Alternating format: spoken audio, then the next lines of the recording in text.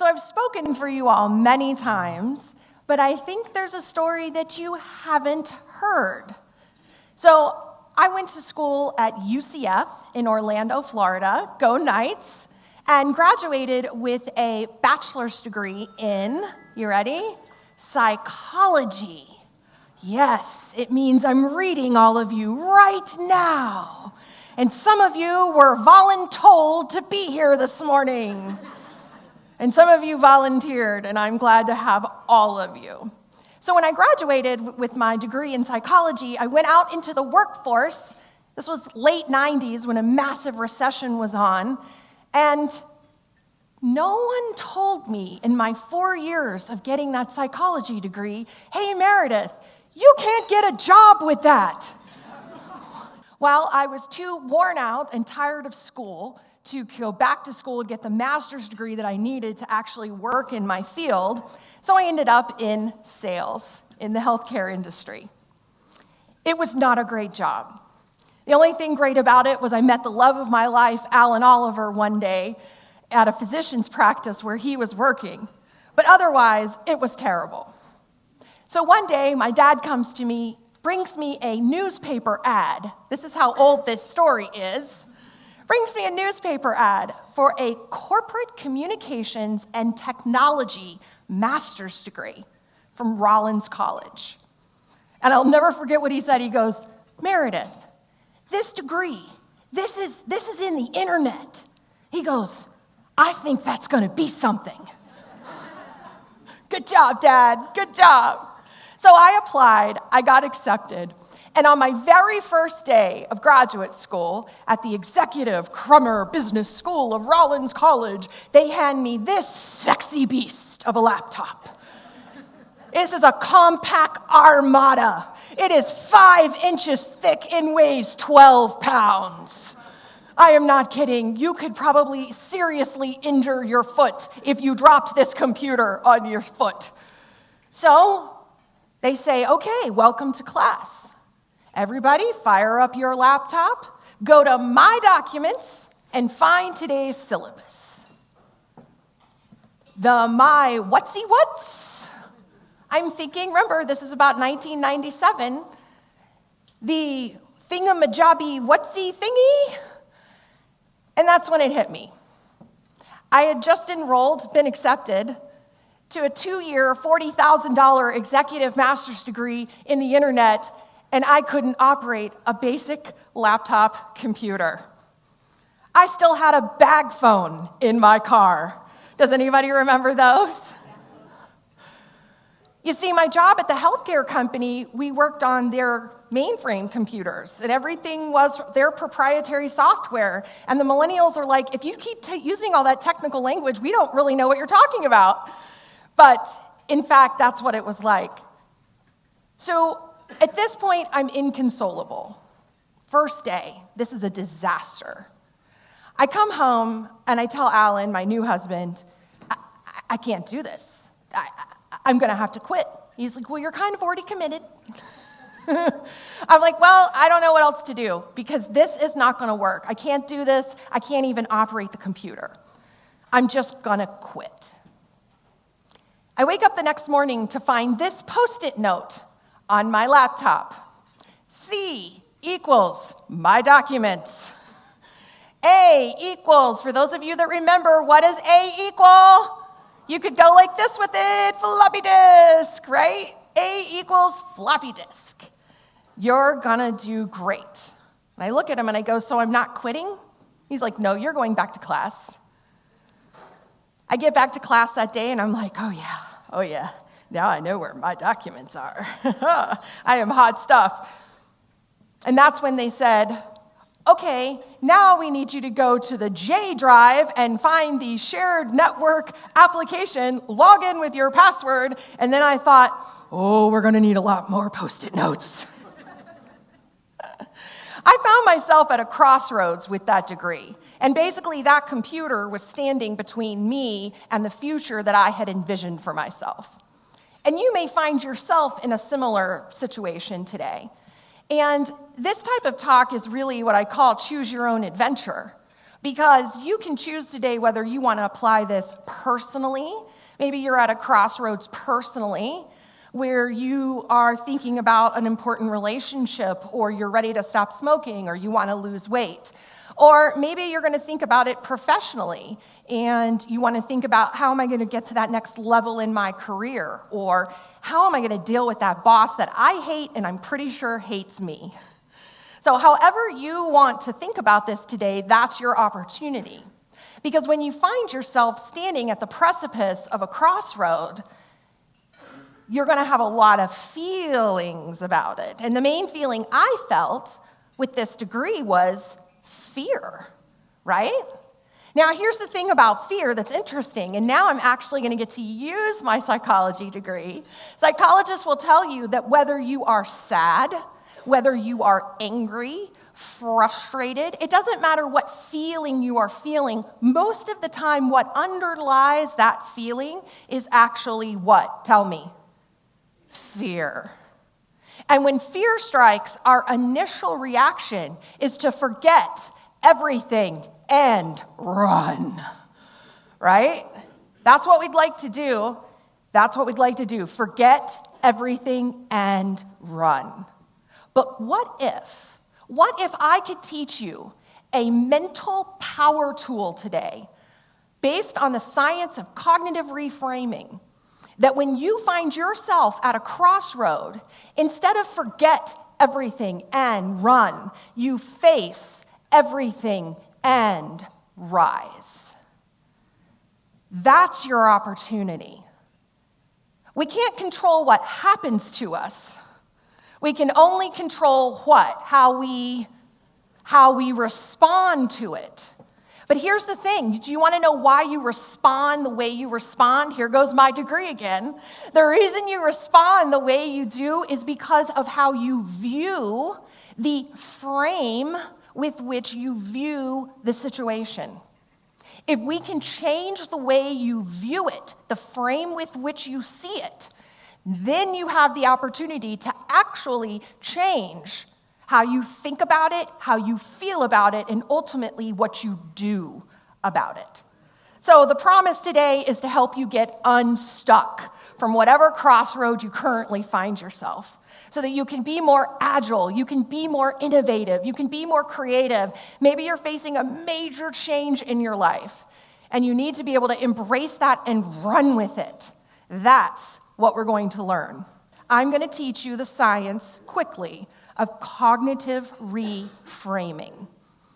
And basically what that is how you can learn to view any situation, relationship, person, challenge, adversity, anything that you've either been through, are going through, or will go through.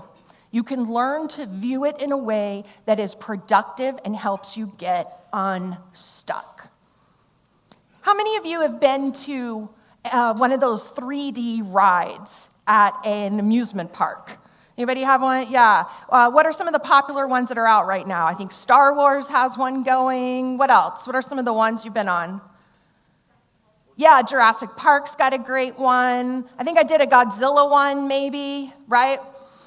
So here's the thing. Here's what happens.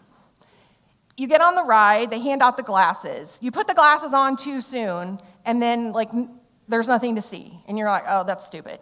So then you take the glasses off. Then the ride starts, and you forget to put your glasses back on, and you're like, wow, this is a hot mess. I don't get it. And the minute you put the 3D glasses on, the whole ride, the experience, all begins to click into place, right? That's what cognitive reframing does for any situation, relationship, or challenge you're facing. Once you change the way you view it, it's like you've put the 3D glasses on the ride and the whole thing comes together. So the name of my mental power tool is aptly Control, Alt, Delete. No, Control, Alt, Delete. Sometimes we need to Control, Alt, Delete kind of silly things. You know, how many of you have shown up at work in 2 different pairs of shoes? Or you drove off in the morning with the Starbucks, $4 Starbucks on top of the car and didn't get it. And that kind of stuff hits us. Oh, somebody's done that over here. That kind of thing happens, these little silly things, and it can really take over your day, right? Would you like to hear my most embarrassing, silly, ridiculous thing? Would everyone like to hear my humiliation? I will tell you the answer is yes. Okay. So several years ago, I'm at the National Speakers Association's annual conference in San Diego. This conference is the World Championship Super Bowl of professional speaking. And I'll be vulnerable enough to admit to you that on this particular day, first day of the conference, I'm feeling a little bit of imposter syndrome. So because I'm so busy in my head having a view of imposter syndrome, I'm wandering around the property and I'm really not paying attention. I decide to get on an escalator to go from the lobby level to the meeting room level, one level down. I step onto the escalator, still looking up here at the beautiful Hilton and Hyatt and thinking to myself, I don't know if I should be here. And that's when I feel it. A tug. You see, I am wearing a floor-length maxi skirt. And as the escalator begins to go down, one step at the time, my skirt is going with it. The bottom of my skirt has become intertwined into the bottom belt of the escalator. Oh, yeah. And we are going down, and so is my skirt. In this moment, my life flashes before my eyes. My career flashes before my eyes. My reputation, my size extra large, 2-for-1, granny panties from Walmart flash before my eyes. And I'm thinking I am about to be defrocked at the annual National Speakers Association's conference. This is when I start pulling. So about the time I get to the bottom, I grab a hold of that maxi skirt and I get that fabric and I begin to pull. And I begin to pull with all the strength of the women who have come before me. And I rip that skirt right out of that escalator, leaving a chunk of it in the bottom of the escalator belt. And my skirt looked like Jaws had attacked me. And there was a giant chunk out. I land at the bottom. No one can see the granny panties. And I look around. No one's seen it. All of this. I didn't know whether to be disappointed because of my victory or thankful that my humiliation had not been seen. Here's your challenge. Here's a thought for you, right? There are times when people in your organization are going to make these silly kind of mistakes. Stuff that doesn't really matter. Maybe it's super embarrassing to them, but it's not that important. What kind of culture do you have? Do you allow people to control, AltDelete, reboot, get over it, move on, right? Because the truth of the matter is the National Speakers Association is such a loving, amazing group of people that if they had all seen it, they would have hugged and probably given me a standing ovation. Because that's the kind of people they are. So sometimes silly things happen because we're not in the right mindset. But then honestly, some of you this morning are facing some really serious things. And whether it's a healthcare challenge or a relationship challenge or a financial challenge or a career challenge, you really are in a difficult place and you really do have this crossroads. Let me tell you the story of Marcus Bullock. I'm working in my office one day, and I hear this deep, powerful voice coming out of my television. So I look up, and I hear this voice say, When I was in C12, when I was in cell C12 in maximum security prison, I would have never, ever thought I'd be standing at a podium at the White House. Well, that made me look up. It was a press conference for the Second Chance Act. You see, at 15 years old, Marcus Bullock was arrested for hijacking a car with a firearm. It's the only trouble he's ever had.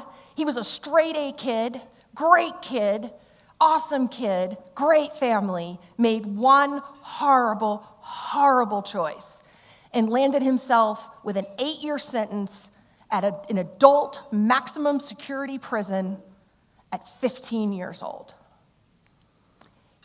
His mother would come to visit him and saw that he was going into a very dark place. It was getting worse. His attitude, who he was hanging out with, what was happening in prison.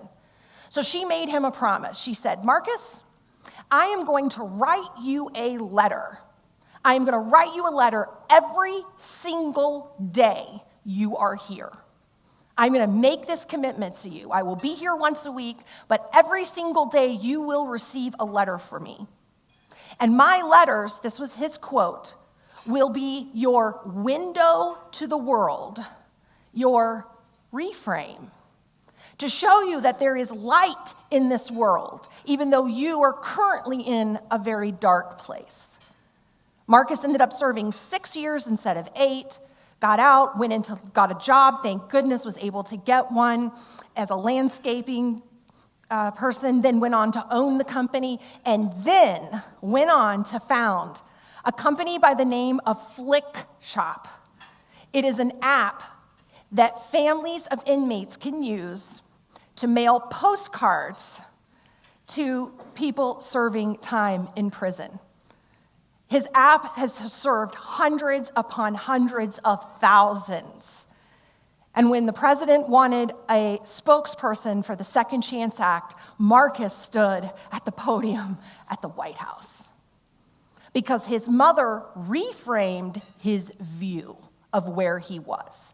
So you could be sitting here today as someone who is very naturally good at this. Maybe you control AltDelete on a dime, not a problem. You can do it, no problem. Then your challenge is to learn to teach others, to lead others, to help reframe others, like Alan did for me with that Post-it note, right? Sometimes that you have to be that person for them. So what happens is life happens, right? Life happens, things happen, we can't control what happens to us, but we can learn to reframe it, and when we do, we'll have these amazing rise up moments. So let's start with control. Step 1, control your frame. All right, so here's how this works. You have to get out from underneath the covers. For most people, in order to change how you view something, you've got to get brutally honest. You have to take a look at the situation, at the adversity, at the person, at the relationship, whatever it is, you have to be willing to go there. Brutally honest. And say to yourself, what about this is not working for me? What about this situation is not serving me? What about this is keeping me stuck? And really just looking in that mirror to say, I am stuck. I'm stuck, okay? I own it, I'm stuck, right? Because this is where most of us, we won't go here. We won't take that honest look at it to be able to move us forward. I love this picture. Don't you guys love this picture? The power of that little kitten just looking in the mirror and seeing this. I hate to admit it, but I'm getting closer to 50 every day.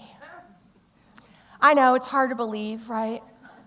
I have very good products. I apply them liberally and often.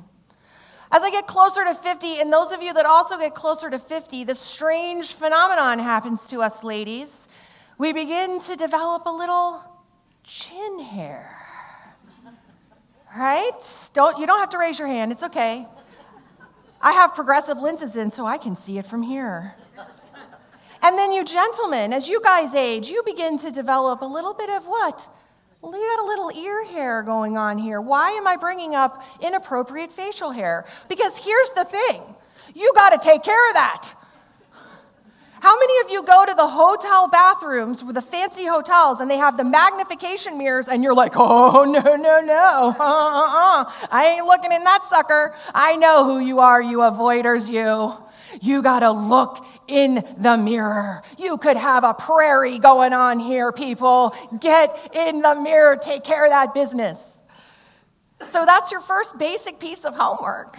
If you need it, go get yourself a magnification mirror, and I triple, double, dog dare you to look in it and see what's really going on here and handle it, people. Handle it. The power's in the vulnerability.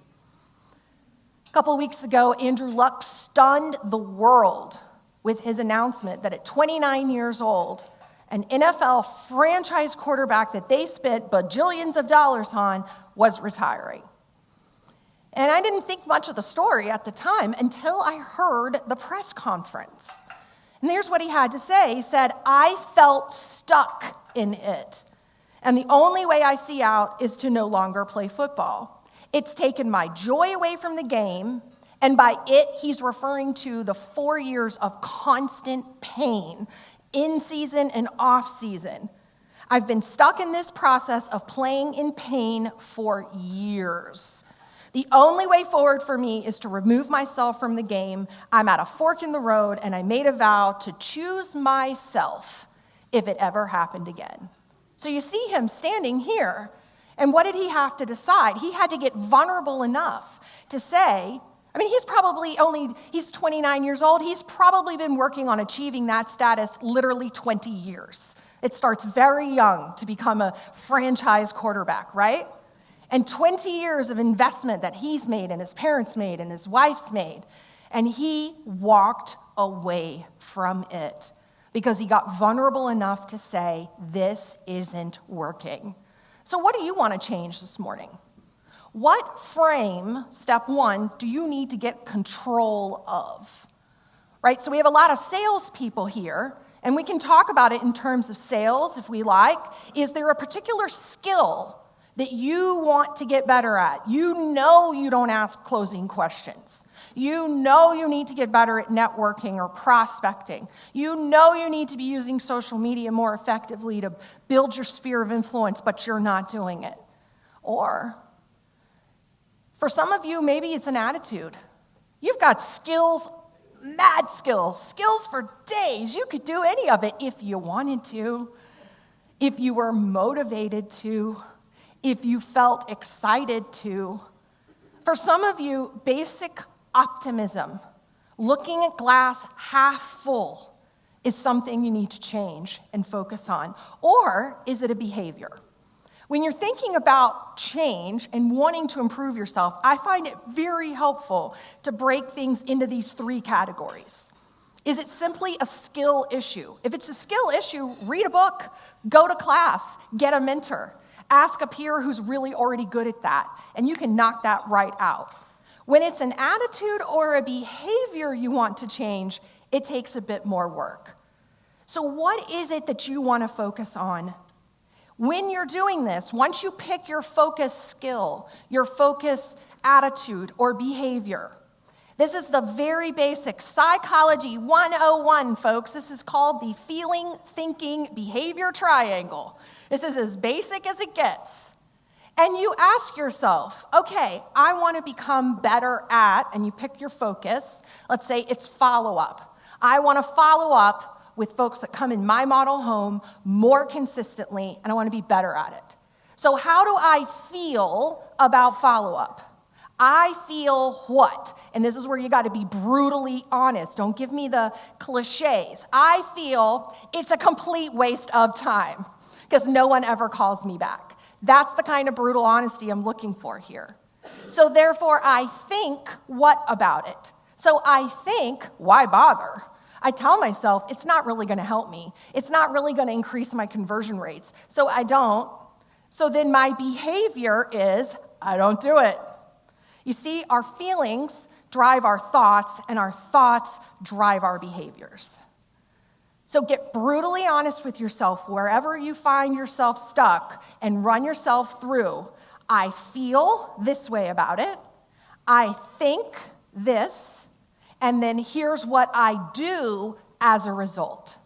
But you have to work through the process and really own where you are right now. Here's where I am. Some of us are so scared to own where we are right now. Because if we own it, it makes it what? It makes it real. So I was giving this talk in Atlanta last week, and a woman came up at the end, and she goes, my father-in-law just had a widowmaker heart attack and survived. And I go, really? What's that about? She goes, well, the doctors had been telling him for months, you've got blockages. You need to change your diet. You need to get some exercise. You need to get moving. And particularly with health things, when we act on the advice people gives us, it makes it real, and we'd like to rather ignore it, right? But thank goodness, at the GI visit, they said, you are going from here to the emergency room. And he listened, got to the emergency room, and fell down on the floor of the emergency room, had a widowmaker heart attack, but survived only because he had acted on the advice. I know you all have stories like that too, right? There's two voices in our head all the time. There's voice A and there's voice B. Voice A are the things we know we need to do, the changes we know we need to make. It's listening and doing the things we know we need to. And then there's voice B where we just ignore it. We forget everything and run, fear. And it's when we stay here that we get into trouble. So our alternate frame is to change your feelings, thoughts, and behaviors.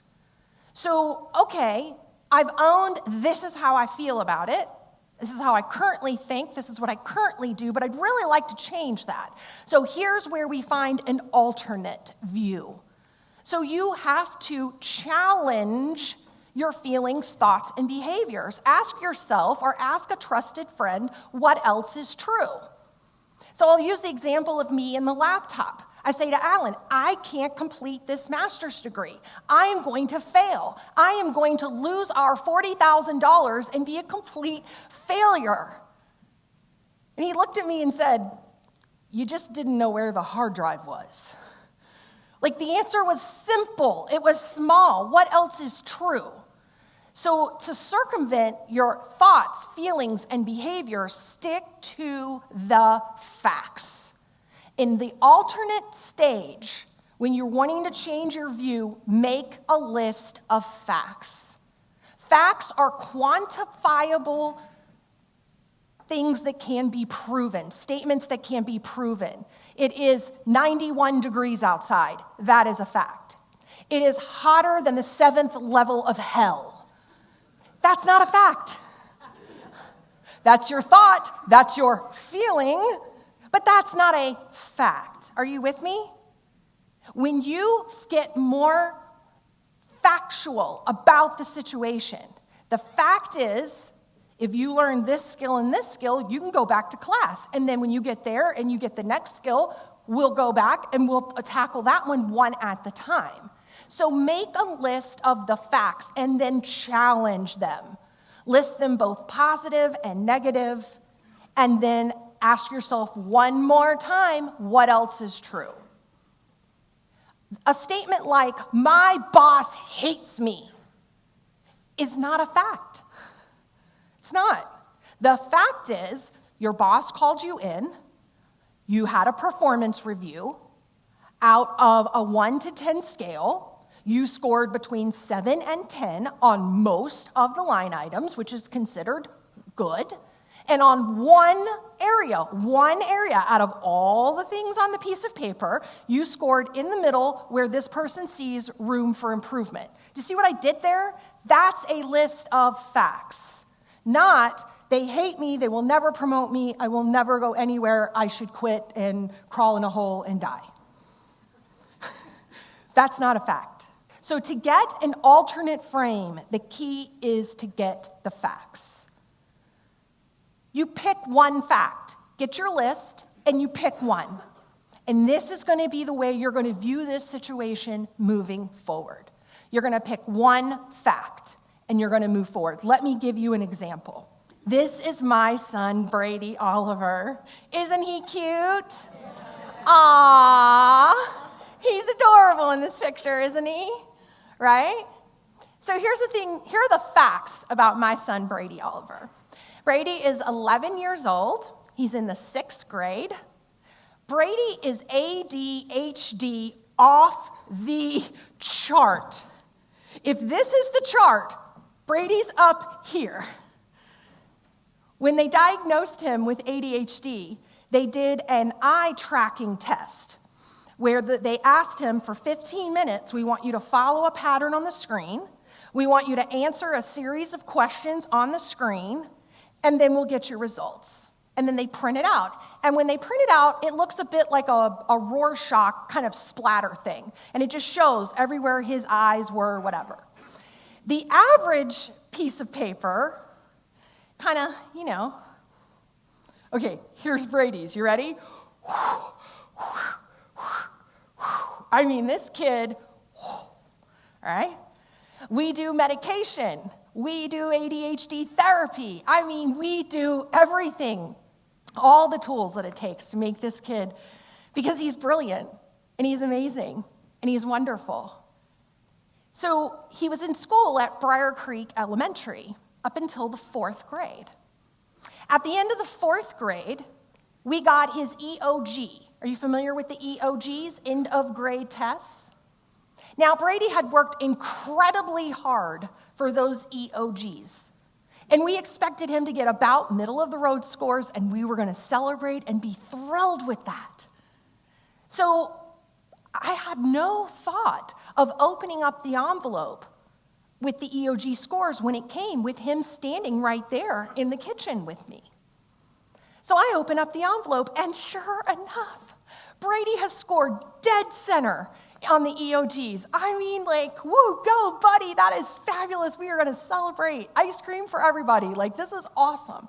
And that's when I scanned down the page. And on this piece of paper from the Wake County Public School System, it says, on track for college and career readiness, no, in capital letters. No. Can you imagine? He looks at me and he goes, Mommy, I'm not going to college? He goes, they don't think I'm college material? You see, in our house, we talk about college all the time. College is a thing we do. College is something we're excited about. So I had a choice to make. Crossroads. Thank goodness reframing is my superpower. Because in a split second, I thought to myself, what are the facts? In a split second, I thought, Alt, change the frame. What are the facts? So I thought, and I looked at Brady, and I said, Brady, can a piece of paper, when you're 10 years old at the time, can a piece of paper tell you whether you're going to go to college or not? No, Mommy. I said, does a piece of paper determine what happens to you? No.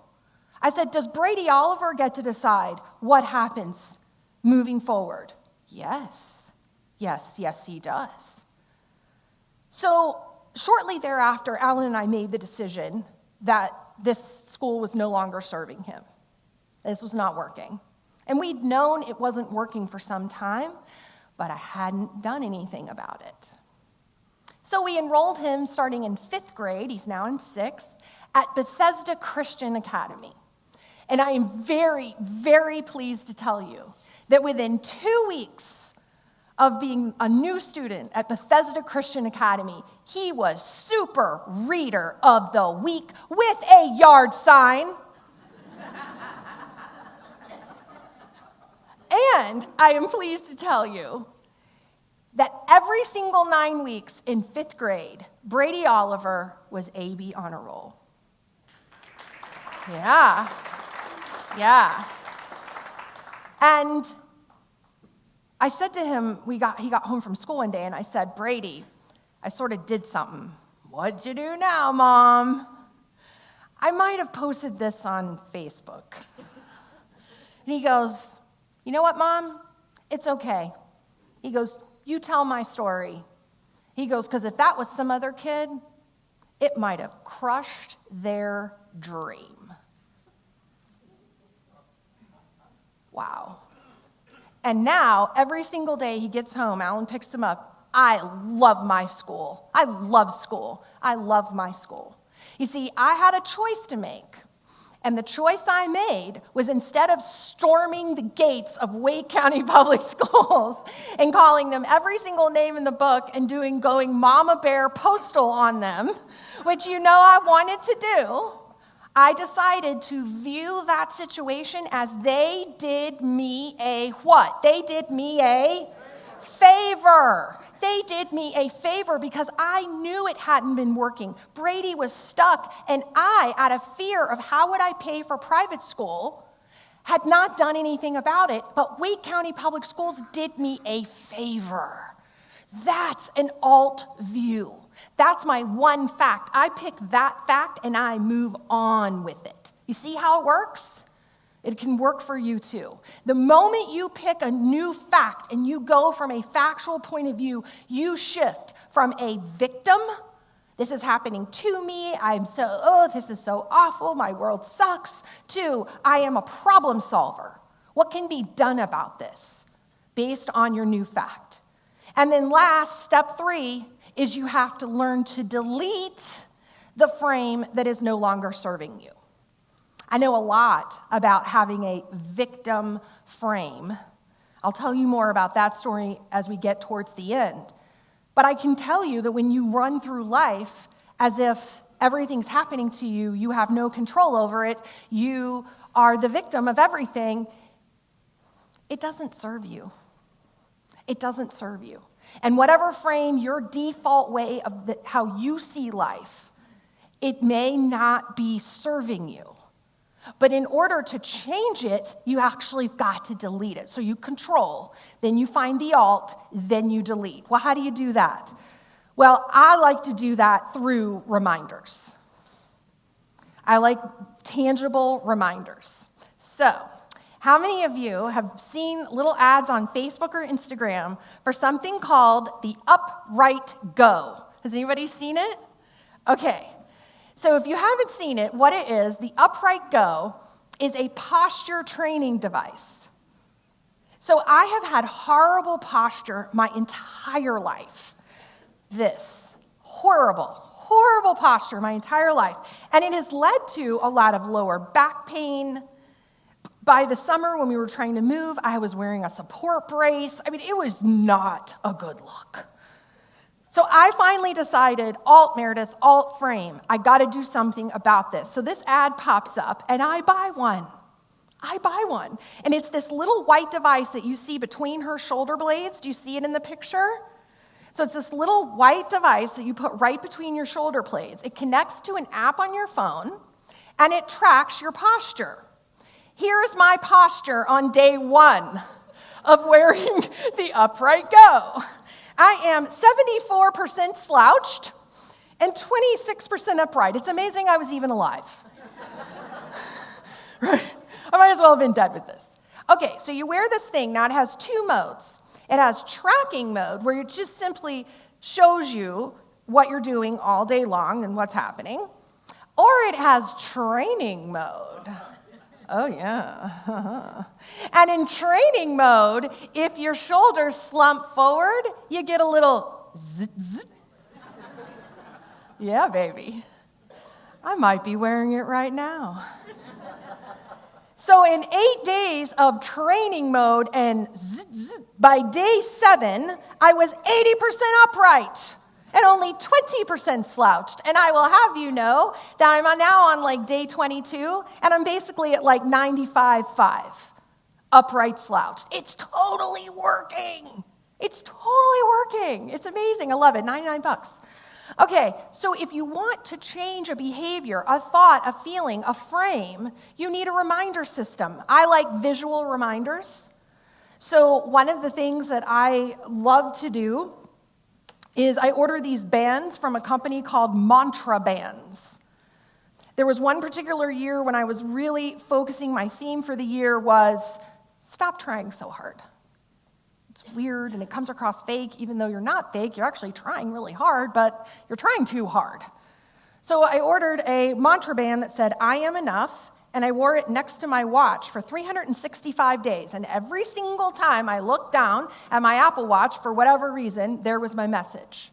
Having that visual reminder for me right on my arm is very helpful. Another thing I do also frequently are the Post-it notes right on the monitor of my computer, because then I know I'm going to see it constantly all day, and it just helps. The other thing you can do, of course, is block time out of your calendar or set alerts on your phone, kind of like the zzz, zzz. You can have an alert pop up once an hour, once a day, whatever you need to remind you to reboot your frame and get the new behavior going that you're looking to do.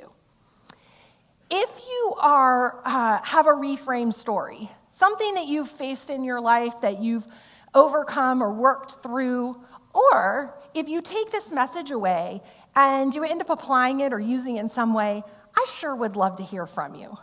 It'll be completely confidential. Unlike Brady, I will not put it all over Facebook, Brady's story. It'll just be between you and me, but hello at Reframe Today. I would love to hear your stories. I really would. They would mean the world to me. So I invite you to email me, start a dialogue about your reframe process. Yeah. When we face life's challenges, life happens. There's no way around that, is there? But when we choose to reframe, what happens is we have these, what I call, rise up moments. Rise up moments. Rise up moments are when amazing things happen to us and we never saw them coming. We just are like, are you serious? There are moments of joy or moments of peace, or there are moments of accomplishment where you're like, wow. So I'll share one of mine with you. I've had many throughout my life. I'm so blessed. I'm such a lucky person. This is just one of them. In 1997, I was a finalist in the Miss Florida pageant. This is me singing a Puccini aria on statewide television in front of about 2,000 people. When I look at this picture, I don't think, oh, I was in a beauty pageant. I mean, they aren't even really cool anymore, right? But what I see when I look at this picture is somebody that worked 1 year to learn this aria. My voice teacher trained me one note at the time. I am not kidding you. We sang one note for an hour at the time for a year. And once we had it technically perfect, she challenged me to let go of the technical aspect of the aria and be in the moment with the audience and tell the story of the aria. And so when I look at these pictures, I see somebody in the moment, having a rise up moment that I would have never seen coming. I also see somebody who's really tan and really skinny, who could really not even put one leg into that swimsuit currently. And I also have to wonder, why is that dude wearing a chain belt?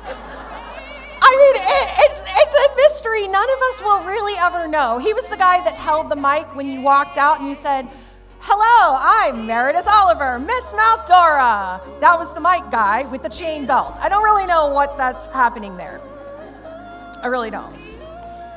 In all seriousness, this rise up moment, I would have never seen coming. I was raised in a religious culture as a kid where women were seen and they were not heard. And they certainly did not wear swimsuits and high heels on television. To make matters more complicated, I'll be completely vulnerable and just tell you that within our family, we had a sexual predator, and I was one of his targets. So I dealt with that. But at 19 years old, when I walked onto the campus of UCF to get that psychology degree, I met up with a woman by the name of Linda Fishkind. Linda Fishkind was a counselor at the Free Counseling Center at UCF. I don't know what made me walk into her office that day, but something did. I started setting appointments, and 18 months later, Linda Fishkind had helped me reframe from victim, which I had every right to feel, but it wasn't serving me. Do you hear me? It wasn't serving me. It was forget everything and run. It wasn't face everything and rise. So here's the fork in the road. And Linda says to me, I've got this dear friend by the name of Lisa Maley, and she trains actors and models and pageant people, and I know you sing opera music, and I know you'd be good at this. You should go audition. And I did. And 3 years later, as a finalist, won the Talent Award, paid for my education. I stood on the stage and sang the aria that I practiced for a year in the moment. Right? I don't know what you have going on today. All I know is that life happens. Health, financial, career. You got something going on. You're at a crossroads. When you can learn to control the frame, find an alternate frame. Delete the one that's not serving you. You can indeed rise. So I'll leave you with 2 final thoughts. Number 1, know that no matter where you are or what you're going through, I am your biggest fan. I am cheering you on as you face the challenges of life and the adversity that you face. I am your evangelist, and I am here to celebrate with you the moment your next rise up moment happens. And number 2, and this is very, very important, bring it in. Never, ever, ever wear a thong on an escalator. Thank you guys. Thank you guys. Thank you.